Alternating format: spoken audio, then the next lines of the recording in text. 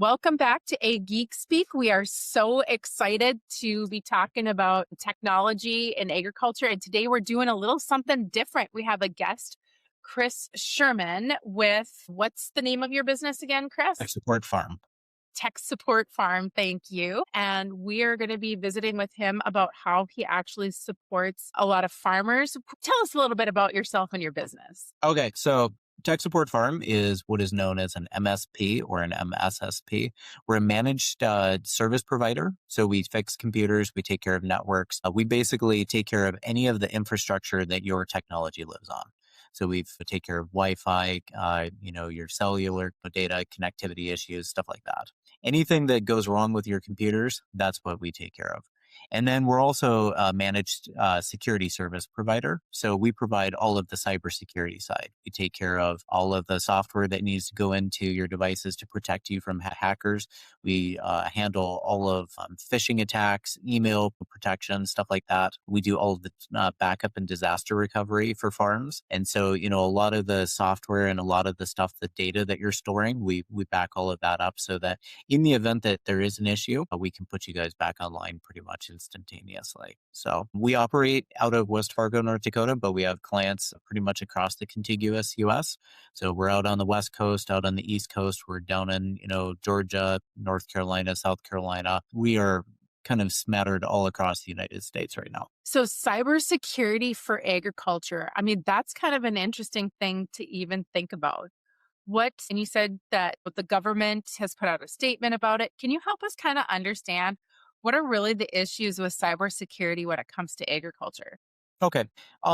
So again, the federal government, things that catch the federal government's attention is usually big dollar amounts, right? And so back in 2021, I think it was Mankato, Minnesota, there was the Crystal Valley Cooperative was held for ransom. And what really caught the federal government's attention in that one wasn't so much the dollar amount, because I think it was like 11 to 15 million that it ended up costing. It was the fact that the ransom took place the first week of harvest. And for a cooperative to be held hostage like that right in that first week, that was really a telltale sign that these threat actors abroad were studying U.S. agriculture patterns. They knew when to attack, when the optimal time was. Because had this happened in maybe, February or March, it would have just been a one-off. We would have been down for a couple, days and got back online. And instead, they were able to force the hand just out of necessity, right? And so the issue is that since then, we've seen a lot of high-profile attacks. We've seen JBS Meats out of South Dakota. We saw Dole was attacked, and so was Unify Foods was attacked. Sputnik Potatoes, the company that owns, they were held. They had a cyber attack and hundreds of millions of dollars that cost them. So all of these are federal government style attacks that get their attention. In 2022, FBI in conjunction with USDA came out in a private industry notification, and they told everybody that agriculture is one of the top 10 industries being targeted by cybercrime. But the problem is that what we're just waking up to is the vast untalked about issue on the producer level. In 2024, the USDA estimated their farm census was about 1.88 million farms in the United States. That's a tremendous amount of the pyramid in this industry. And the average farm has about $1 million of equipment and infrastructure. And that's just the average, right? We have farms that have a lot more. But then at the same time, farming requires a lot more cash upfront, a lot more capital and liquidity. And the average farm has about $500,000 on hand at any given time. And so it really lends itself to being low-hanging fruit because farmers are inherently trusting. We've got more and more, we have tons of guys running around without any passcodes on their phones, without any, passwords on their computers, and everybody's trying to unlock things. And unfortunately, that keys in the visor trust mentality that we have in real life does not translate to our digital footprint, right? And what ultimately ends up happening is we leave ourselves really vulnerable, and we have a lot more cash running through our businesses than other small businesses. And so therefore, when we have a cyber breach, it's not, hundreds of dollars, that they've taken. It is in the hundreds of thousands of dollars. The biggest one that we saw was like $300,000 that they got away with, and they had a $450,000 transaction pending. Those are Okay, the type of numbers that put people out of business. no kidding. And so, like, you actually are aware of some instances where farms have actually been attacked, Absolutely. have lost Yes. money Yes. without revealing locations or people. Can you Yes. kind of explain to us, like, a real life scenario that actually happened? I can give you a lot of them. Okay, so number one, busy time of the year, right? Planting, harvest, and threat actors will know that that's the time, and they will spoof your local vendors, and they will invoice you and tell you, in order to, maintain services, you need to hurry up and pay this bill. Here's the link to pay. And what do you guys do? They end up paying the bill because they want that bulk fuel. They want that. They want to make sure they've got fertilizer. They want to make sure that these services continue going. And so they pay it and they're like, we'll deal with the books later. And then by the time they find out that they were paying somebody else, it's too late. It's social engineering. Most of cyber attacks in the United States for agriculture is definitely very carefully orchestrated social engineering. Another one is where they will spoof the vendor and they'll send out the invoices and they will literally mirror the invoices that were already sent out and said, hey, I don't think you paid this. And so we have companies that would readily tell you that, yeah, we ended up paying $30,000 in invoices and we found out that they were repeats, but they were repeats from somebody spoofing them. The FBI and I can't remember what other federal agency did an experiment with a brand new combine on I think it was University of Kansas, if my memory serves me correctly. Don't quote me on that one. But basically, they sat out there with a laptop and they had a couple guys demonstrate how they could hack into the combine and take it over, and they could lock out the driver, and they had full control of the unit. And people ask you, why? Why is ag even a target? And it's very simple. Number one, food is national security. We know that, right? I mean, going all the way back to biblical times, it was slash and burn. But now we don't have to do that. We just sit behind a keyboard and we mess with the digital side of it, and it ruins it for us. We see over in areas around the world where they're hacking into planting equipment and they're during planting season and they're pushing seed down too deep. During the drying season for next year's seed, they nuke it. They mess with the readout displays on drying equipment. They're messing with milk pasteurization, all of these things. And so, the reason why is obviously, taking control of the food supply. But then at the same time, it's weakening public trust in traditional institutions, things that we've assumed to be safe.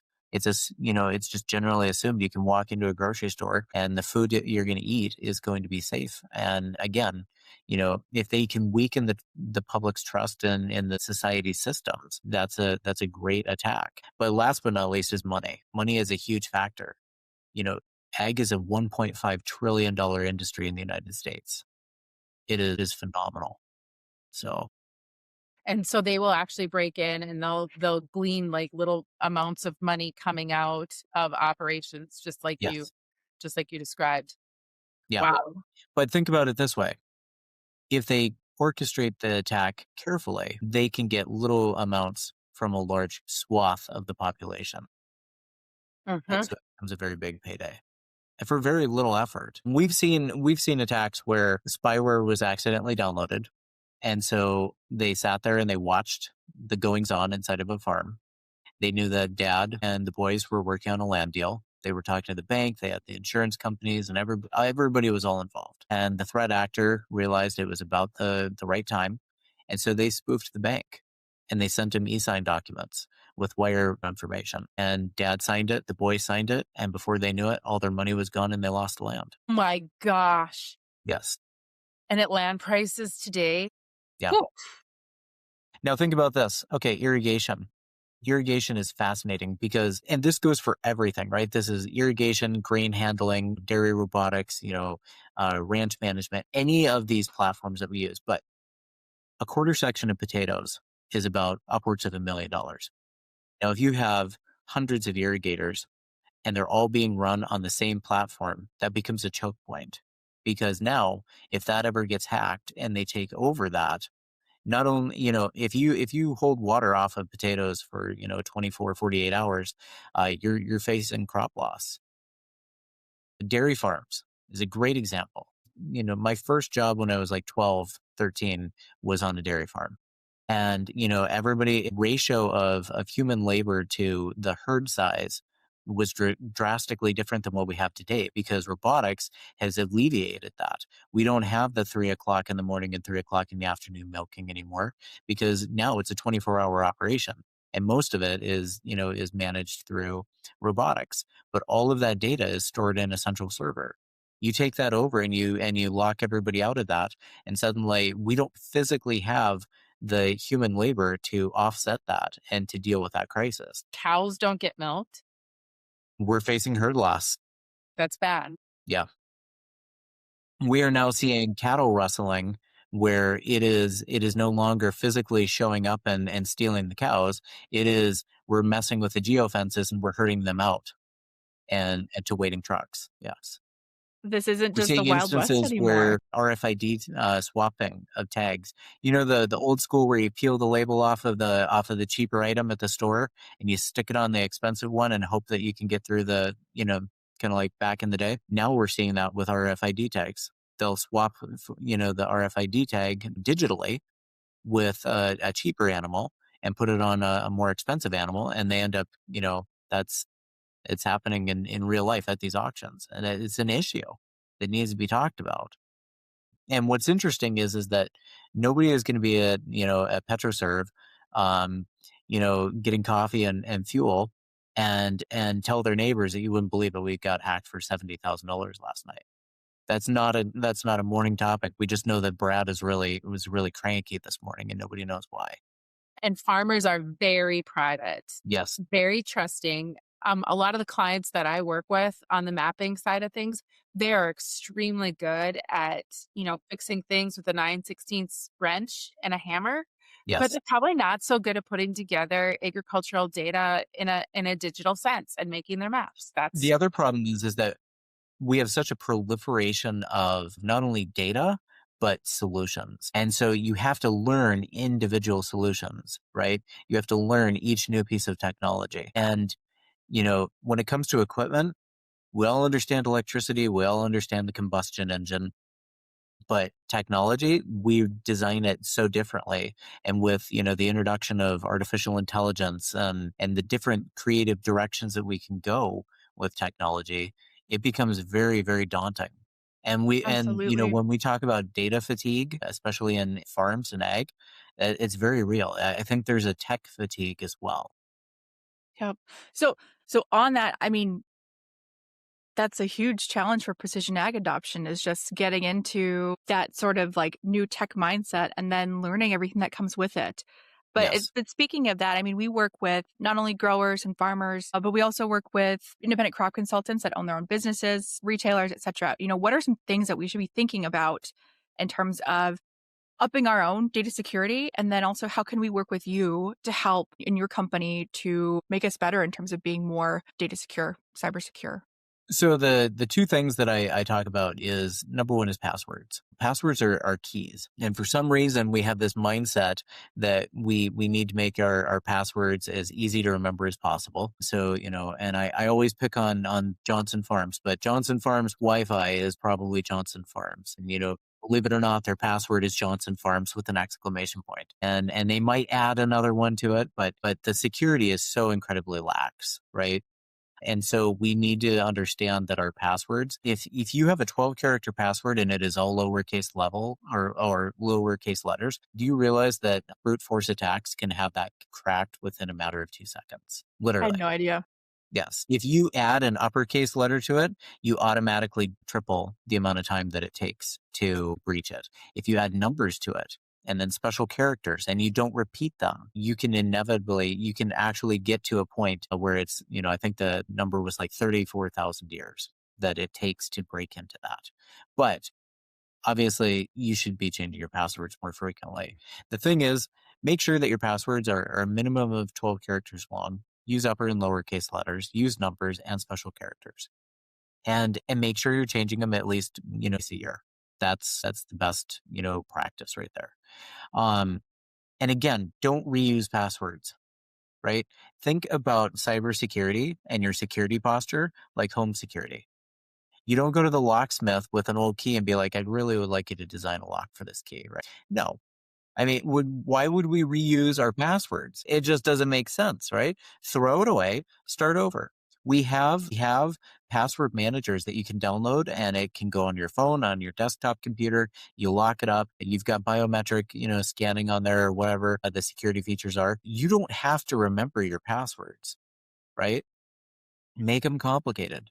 There's another one, and this might be a little bit more difficult to do on a podcast, but it's called munging, and you replace letters with characters or numbers, right? So the wheat field is 2 words. You would have capital letters in there and lowercase, but change the A in wheat to an @ sign, right? Change the I in field to an exclamation point. Now you've just exponentially made it more complicated or complex, but it's pretty easy for you to remember, but harder for a hacker to figure out. So passwords is number one thing that I think is most important. The second thing right now is emails. Everybody has to understand that there is a difference between consumer grade emails and commercial grade emails. And nobody seems to get this. And farmers are notorious for running multi-million-dollar operations on residential grade hardware and infrastructure. Gmail, Yahoo, AOL, Hotmail, Netscape, all of those antiquated emails that we all hang on to, even if it's out of nostalgia, all of those emails are essentially mailboxes on the side of the road.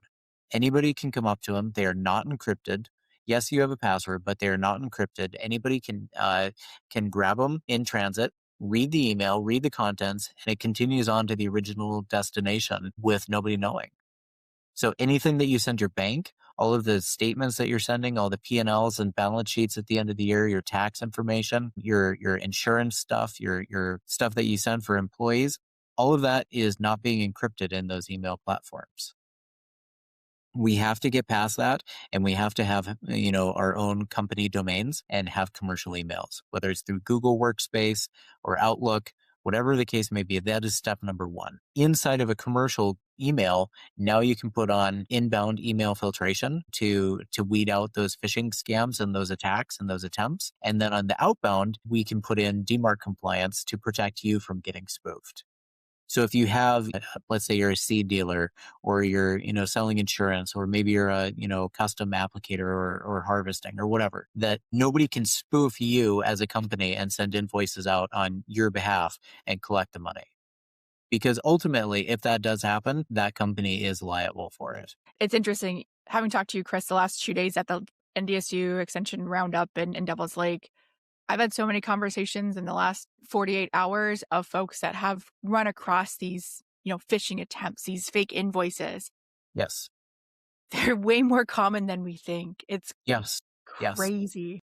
So ultimately what we do as a company is we're here to educate, and we're here to help people, raise awareness in this industry, because there's nobody else doing this, right? But at the same time, we provide IT and cybersecurity services. And so we have guys that call us and are like, hey, I can't get on my Zoom meeting. Can you help me out? We can help you out. And we can do it remotely, right? But at the same time, we do cybersecurity in the background. We make sure that all your devices are secured. We make sure your network is secured. We will set up your emails for you, right? If you have an email that you've been using for 20, 30 years and you're not sure, and it seems like a daunting task to, transfer it over, and how are you going to tell everybody? We've got the solutions for that. We can set up your email. We can set up the transition for you. We can make it very seamless. We take care of all of the backup and disaster recovery stuff. Well, that's a big deal. And at the same time, everybody knows that, you have a piece of equipment breakdown in the field, and we call, the service, mobile service truck or whatever. And they're like, yeah, we'll be there by 6:00, and 6:00 comes and goes, and it'll be tomorrow morning, and that sort of thing. For us, our service is 90 to 95% remote. I can be anywhere in the United States, and somebody can call, and we can jump on remotely and take care of their stuff for them. So we try to provide that service that ag needs, the right now, not 2 days from now kind of service. That's beautiful. And so if a grower, a consultant wanted to start working with you, what's the best way that they can start to interact with you and build that relationship with your company? You can go to techsupport.farm and you can fill out what we call Fence Check. Fence Check is really a cool tool because what it does is it kind of starts that initial interview process, and we find out more about your farm. We get to know, what kind of operation you're in, what kind of side businesses you might have, what kind of technology you're using, how big your farm is, how many employees you have, what kind of devices you're using, that sort of thing. And then within 48 hours, you'll get a report on exactly what you can do, the actionable steps you can take to improve your cybersecurity. We do not use it as a sales tool. We will not contact you. We'll never be that pesky company that keeps calling. And then if you do choose to go, and have an interview with us, we sit down, we'll cover the report with you, and then we can tell you what we can do from there. That sounds like a pretty easy, way to start getting things more lined up, Absolutely. being more secure, and something quite frankly that most farmers I know do not enjoy doing at all. So to find that person to help out with that, that's a pretty big deal. The other thing I would throw out there is that we're doing a winter webinar, and it's going to be a security webinar. It's totally free. You guys can sign up for it. Bring your hired people, your moms, your dads, your aunts, your uncles, anybody that you like. And it's a 1 hour interview or a 1 hour webinar. We go through cybersecurity and the basics. We talk about passwords. We talk about emails. We talk about phishing attacks. We will dissect emails and show you how to look for telltale signs on how to, pick out phishing attacks and tell what is real and what is not. So it's very in depth, but it doesn't cost anybody anything. And I think it's a great opportunity. What is the date of that? And then also, what is the name of your website that people should go to do this fence check? techsupport.farm, and it's the first thing on the website. Well, I feel like we have just totally scratched the surface here. Yes. I feel like there's a lot of things that we could talk about more in depth. So we might have to see if we can have another conversation. This is just something I think for technology and agriculture that totally gets overlooked. But this has been a great conversation. Really appreciate your time. Thank you so much, Chris, for joining us today. Absolutely. Thank you guys for having me. And Thank you, Chris. with that, at GK Technology, we have a map And an app for that. Let the geeks at GK Technology help you with your agricultural data. Their agronomists know agriculture. When it comes to creating soils and zone maps to maximize yields in your fields, you can trust the people with decades of experience in site-specific agriculture. Everyone at GK Technology has a background in agriculture, so they know what makes a farm run, and they speak your language. The geeks at GK Technology have a map and an app for that.